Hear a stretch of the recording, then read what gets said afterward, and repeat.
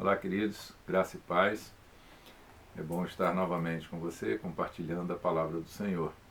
Mas antes de entrarmos exatamente na mensagem, eu queria dar uma saudação toda especial aos nossos adolescentes, né? Por este dia, este domingo, está sendo celebrado o Dia do Adolescente Batista. Então eu quero parabenizar os nossos adolescentes e desejar a eles toda a felicidade, desejar a eles que eles, da parte deles, estejam sempre prontos a servirem ao Senhor, permanecerem fiéis no caminho do Evangelho, não permitindo se desviarem, né, por qualquer outra coisa.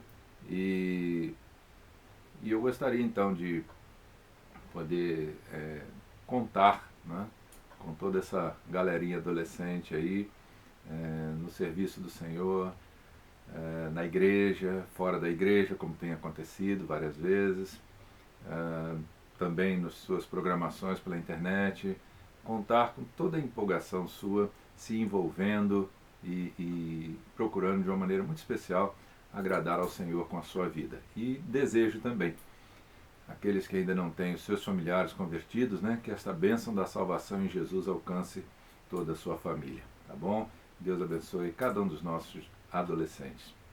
Parabéns por esse dia do adolescente batista. Uma segunda coisa que eu queria falar é que nós vamos dar início hoje a uma nova série de mensagens. Nós vamos falar sobre desenvolvendo a nossa fé. Eu entendo que a fé ela precisa ser desenvolvida. Às vezes a gente ora assim: ó Deus, aumenta a nossa fé em Ti. O que é aumentar a fé? Como que isto acontece, né? Como que a gente vai confiando e confiando cada vez mais? Então a gente vai aprender um pouco mais à luz da palavra de Deus, e também com alguns personagens bíblicos que eu separei para a gente pensar na vida deles, na dedicação que tiveram, na consagração que tiveram, no exercício do ministério que exerceram, recebido de Deus, e eles nos servirão então de exemplo, né? Então nós vamos falar sobre isso ao longo desse mês, desenvolvendo a nossa fé e aí virar um personagem para que a gente possa caminhar na vivência desse personagem bíblico, ok? Então hoje nós vamos começar falando um pouquinho sobre a questão da fé propriamente dita, do princípio da fé. E eu queria ler um texto da palavra de Deus com você, que está no livro de Hebreus, no capítulo 11, que é um texto bastante conhecido, mas é o que dá realmente base para a gente desenvolver, né, todo esse nosso pensamento, todo esse nosso aprendizado a respeito da fé. Então lá está escrito: ora, a fé é a certeza de coisas que se esperam, a convicção de fatos que não se veem. Pois pela fé os antigos obtiveram um bom testemunho. Pela fé entendemos que o universo foi formado pela palavra de Deus, de maneira que o visível veio a existir das coisas que não são visíveis. Olha que coisa interessante. Então isso aqui é uma definição muito clássica, né, que a gente sempre usa sobre a fé. O que é fé? Acreditar em algo que a gente não vê, que a gente não sabe como vai ser dali para frente, mas a gente acredita que aquilo vai acontecer. Mas por que a gente acredita que aquilo vai acontecer? Por que aquela situação vai se resolver? Por que aquela solução vai aparecer? Porque a gente, na verdade, está acreditando, primeiramente, que Deus está agindo em meio àquela situação. Então, nós não estamos acreditando na situação em si, mas em alguém que está dirigindo esta situação, conduzindo aquela situação, tomando conta da gente. Por isso a gente alimenta essa fé. E quando a gente vê aquela situação resolvida, aquela oração atendida, o que acontece? A gente aumenta a nossa fé. a gente passa a ter certeza de que se Deus agiu ali, Ele vai continuar agindo adiante. Se Deus foi capaz, e claro que Ele é capaz, mas se Deus foi capaz de resolver aquela situação ali, então Ele vai resolver muito mais.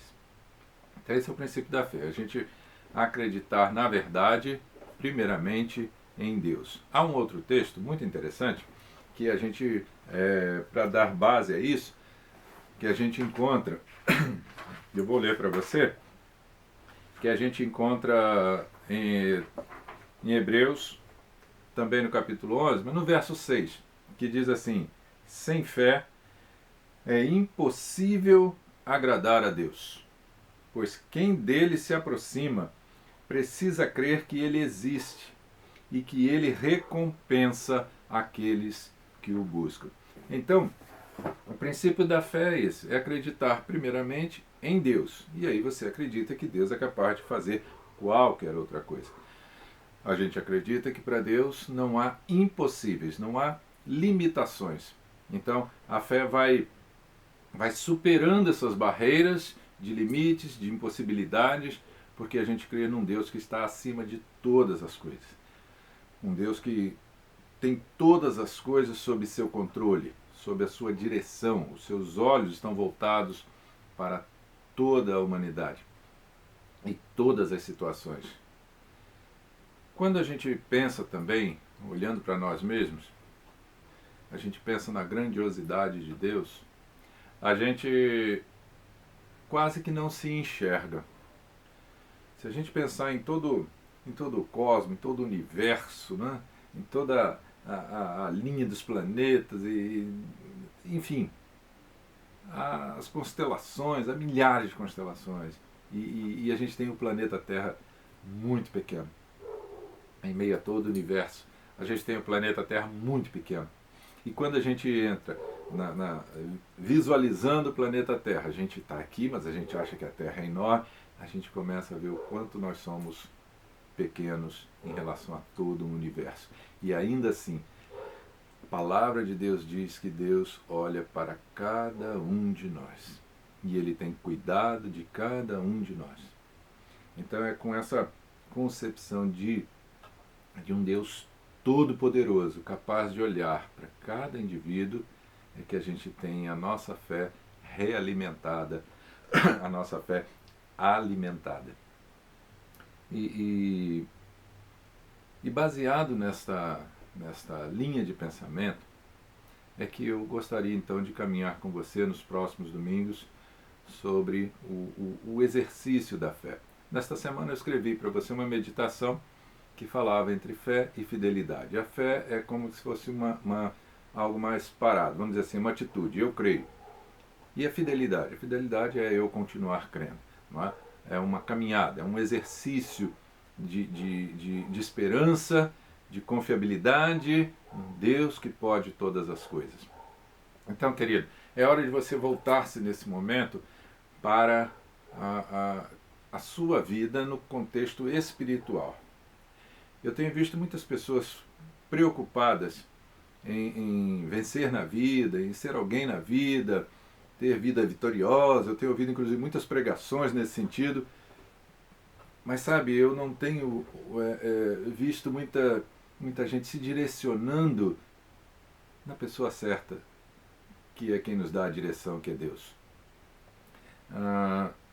É como você preparar todo um carro para viajar, você fazer toda a manutenção do carro, você ter o tanque cheio, você ter as malas enchendo o carro, e você não tem um motorista. E todo mundo entra no carro e não tem um motorista. Eu vejo assim, muita gente está conduzindo a vida assim. Se equipa com tantas coisas, se preocupa com tantas coisas, mas não coloca Deus na direção. Pense bem nisso, se você está exercendo de fato a sua fé no seu dia a dia, com um exercício de uma espiritualidade sadia, de verdade. Se você está mesmo crendo, como diz a palavra, crendo da maneira como você creu naquele dia em que você abriu o coração e entregou a sua vida para Jesus, se você consegue hoje crer do mesmo jeito? Ou isso diminuiu? Ou aumentou? Essa avaliação só quem pode fazer é você. É algo só muito pessoal entre você e Deus e que a gente só tem no íntimo. Eu não posso avaliar, né?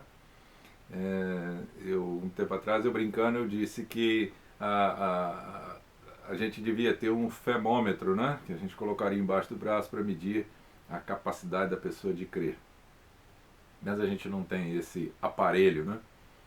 Para medir a fé. Esse femômetro a gente não tem, ele não existe. Quem é capaz de medir isso é Deus. Deus, quando olha para você, ou quando Ele quer dar a você uma oportunidade, dar a você um ministério, chamar você para um serviço dele, Ele sabe por que Ele faz isso. Ele sabe por que Ele te chama, Ele sabe por que Ele te escolhe, porque Ele acredita, Ele olha a sua fidelidade. A Bíblia tem a história de Jó, e quando, naquele princípio do livro de Jó, quando diz que o diabo vem diante de Deus apresentar-se, Deus pergunta para o diabo: você tem visto meu servo Jó, homem bom, reto e temente a Deus?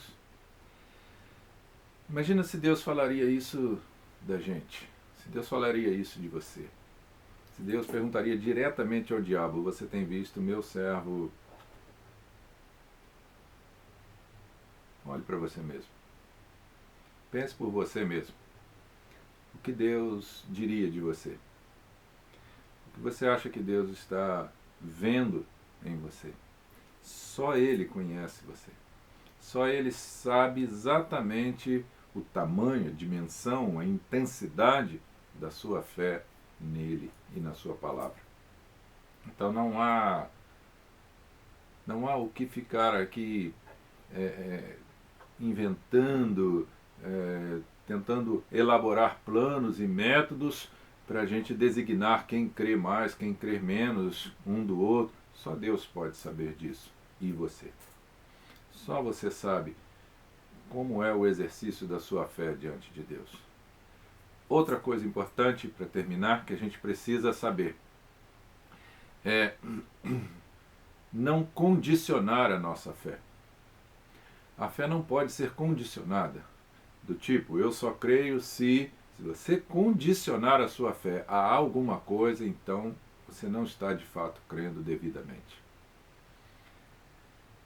Quando Tomé chega diante de Deus, de Jesus, quando Tomé chega diante de Jesus, Jesus já reconhecia, já sabia toda a sua dúvida e propõe para ele colocar o dedo na sua mão, na sua ferida, para colocar a sua mão também na sua ferida, no seu corpo ferido, porque ele sabia que Tomé havia condicionado a sua fé.